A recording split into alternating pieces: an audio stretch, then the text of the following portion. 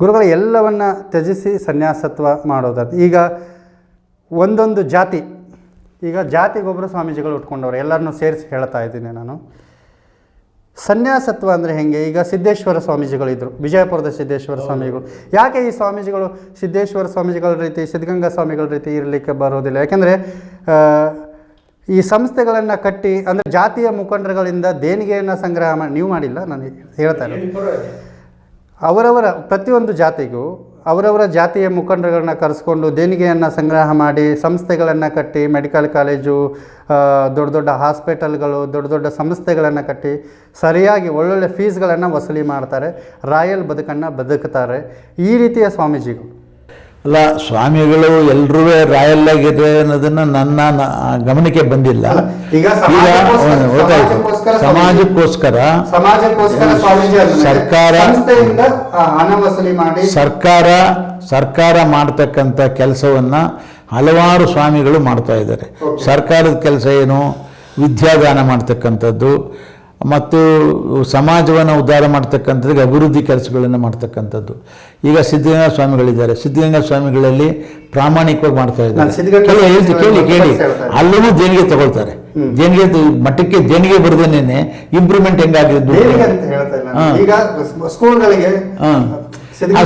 School ನಡೆಸಬೇಕಾದ್ರೂ fees collect ಮಾಡಿದ್ರೆ ಸಂಬಳ ಹೆಂಗೆ ಕೊಡೋದು?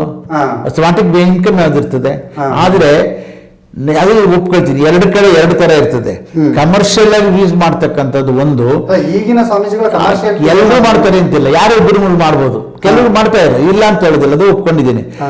ಆದರೆ ಕೆಲವು ಸ್ವಾಮಿಗಳು ನಾವು ಸೇರಿದಾಗೆ ಸಾಮಾನ್ಯ ಜನರಿಗೆ ಕೈ ಇಟ್ಟಿರ್ತಕ್ಕಂಥ ಫೀಸನ್ನು ಫಿಕ್ಸ್ ಮಾಡ್ತಾ ಇದ್ದೀವಿ.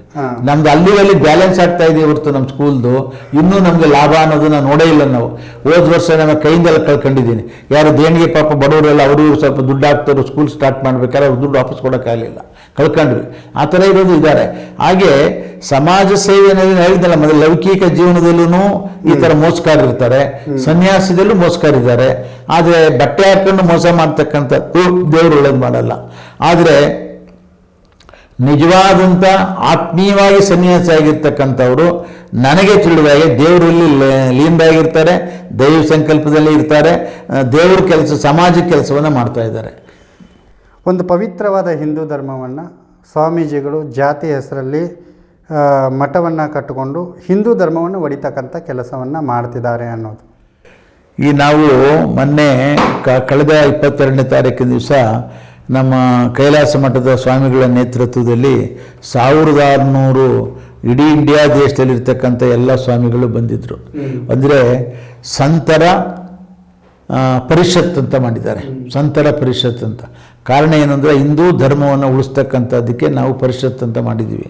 ಅದರಲ್ಲಿ ಹಿಂದೂ ಧರ್ಮವನ್ನು ಪ್ರಚಾರ ಮಾಡಬೇಕು ಮತ್ತು ಸಮಾಜಕ್ಕೆ ಆಗ್ತಾ ಇರ್ತಕ್ಕಂಥ ಅನ್ಯಾಯಗಳನ್ನು ತಿಳಿಸ್ಬೇಕು ಅಂತಕ್ಕಂಥ ದೃಷ್ಟಿಯಿಂದ. ನೀವು ಹೇಳಿದಾಗೆ ಇವತ್ತು ಸಮಾಜ ಒಂದಾಗಬೇಕಾಗಿದ್ದರೆ ಅವತ್ತು ಯಾವ ಸ್ವಾಮೀಜಿನೂ ಸಹ ಇದರ ಮೇಲೆ ವೇದಿಕೆ ಮೇಲೆ ಕೂರಿಸ್ತಿಲ್ಲ. ಎಲ್ಲ ಸ್ವಾಮಿಗಳು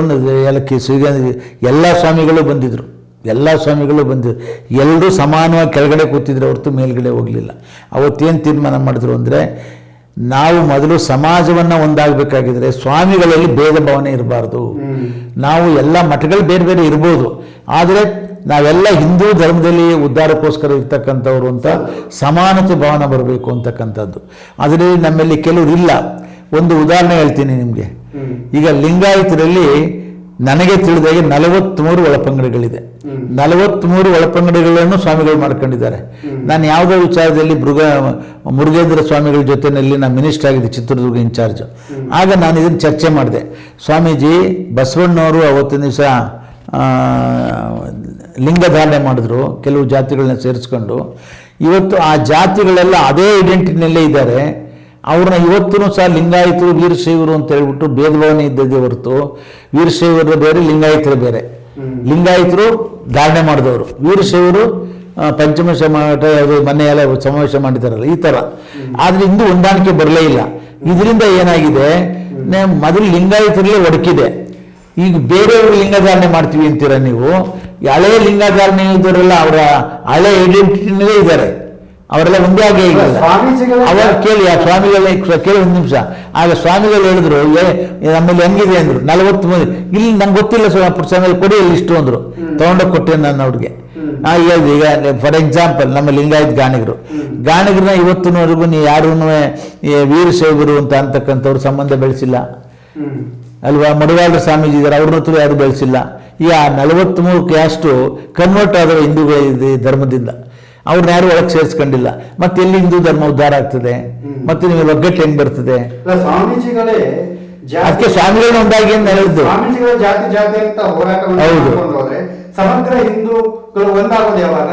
ಈಗ ಅದನ್ನ ಧಾರ್ಮಿಕವಾಗಿ ಇರ್ತಕ್ಕಂಥ ಸ್ವಾಮಿಗಳೆಲ್ಲ ಯೋಚನೆ ಮಾಡಿ, ನಾವು ಹರಿಜನ ಗಿರಿಜನ ಮತ್ತು ಹಿಂದುಳಿದ ವರ್ಗದವರೆಲ್ಲ ಭಾವನೆಗಳನ್ನು ಬಿಟ್ಟು ನಾವು ಹಿಂದೂ ಧರ್ಮ ಅಂತಕ್ಕಂಥದ್ದು, ಅದೇನು ಹೇಳಿದ್ನಲ್ಲ, ಹಿಂದೂ ಪರಿಷತ್ ಅಂತ ನಮ್ಮ ಇವರು ಕೈಲಾಸ ಮಠ ಸ್ವಾಮಿಗಳು ಮಾಡಿದ್ದಾರೆ ಅಂತ, ಅವರು ಕನ್ವೀನರ್. ಅದಕ್ಕೆ ಎಲ್ಲ ಮರಿಗಾರ ಸ್ವಾಮಿಗಳು ಇವೆಲ್ಲ ಸೇರ್ ಮಾಡಿದ್ದಾರೆ. ಅಲ್ಲಿ ಇದನ್ನೇ ಚರ್ಚೆ ಮಾಡಿದ್ದೀವಿ. ಎಲ್ಲ ಮೊದಲು ಸಂತರು ಒಂದಾದರೆ ಅದೇ ಆಟೋಮೆಟಿಕ್ ಆಗುತ್ತೆ ಅಂತ. ಈಗ ಮೊನ್ನೆ ಪಂಚಮಶಾಲಿ ಇದರಲ್ಲಿ ಸ್ವಾಮಿಗಳನ್ನು ಏನೋ ತೀರ್ಮಾನ ಮಾಡವ್ರೆ. ನಮ್ಮ ಇರ್ತಕ್ಕಂಥ ಎಲ್ಲ ಒಳಪಂಗಡಗಳ ಸ್ವಾಮಿಗಳು ನಾವು ಒಂದಾಗಬೇಕು, ಆಗ ಮಾತ್ರ ನಮ್ಮ ಯೂನಿಟಿ ಬರ್ತದೆ, ಹೊತ್ತು ಇಲ್ಲದಿಲ್ಲ ಅಂತ. ಹಾಗೆ ನೀವು ಹೇಳಿದಾಗ ಹಿಂದೂ ಧರ್ಮ ಉಳಿಬೇಕಾಗಿದ್ರೆ ಎಲ್ಲ ಸ್ವಾಮಿಗಳನ್ನು ಒಗ್ಗಟ್ಟಾಗಬೇಕು. ಮತ್ತು ನಮ್ಮ ಸ್ವಾಮಿಗಳಲ್ಲಿ ಭೇದ ಭಾವನೆ ಇರಬಾರ್ದು, ಮತ್ತು ತಿಲ್ಲು ಡಾಮಿನೇಷನ್ ಮಾಡಕ್ಕೆ ಹೋಗ್ಬಾರ್ದು. ಸ್ವಾಮೀಜಿಗಳೇ ರಾಜಕಾರಣ ಡಾಮಿನೇಷನ್ ಮಾಡ್ತಾರೆ. ನೀವು ಹೇಳ್ದಂಗೆ ಕರೆಕ್ಟು. ಈಗ ನಾನು ಇಂಥ ಬಲಿಷ್ಠವಾದಂಥ ರಾಜಕಾರಣದ ಸ್ವಾಮೀಜಿ, ನಾನು ಹೇಳ್ದಾಗೆ ನಡಿಬೇಕು ಮತ್ತು ನಂದೇ ಎಲ್ಲ ತಿಳಿಬೇಕು, ತನಗೇನು ಬೇಕು ಗ್ರ್ಯಾಂಟು ತಗೋತಾರೆ. ಆಮೇಲೆ ಸರ್ಕಾರದವರು ಆ ಸ್ವಾಮಿಗಳು ಹೋಗ್ಬೇಕಾಗಿಲ್ಲ, ಫೋನ್ ಮಾಡಿದ್ರೆ ಅವ್ರು ಗ್ರ್ಯಾಂಟ್ ಬರ್ತದೆ. ನಮ್ಮಂಥ ಸ್ವಾಮಿಗಳು ಕೋರ್ಟ್ಗೆ ಹೋಗ್ಬೇಕಾಯ್ತದೆ ರಿಲೀಸ್ ಮಾಡಿಸ್ಕೋಬೇಕಾಗಿದ್ರೆ.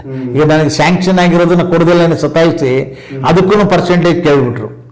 ಅದನ್ನು ಕೇಳೋದಕ್ಕೆ ನಮ್ಮ ಪತ್ರಿಕೆಯವರು ಹೆಚ್ಚಿನ ಅದಕ್ಕೆ ಒತ್ತು ಕೊಡಲೇ ಇಲ್ಲ.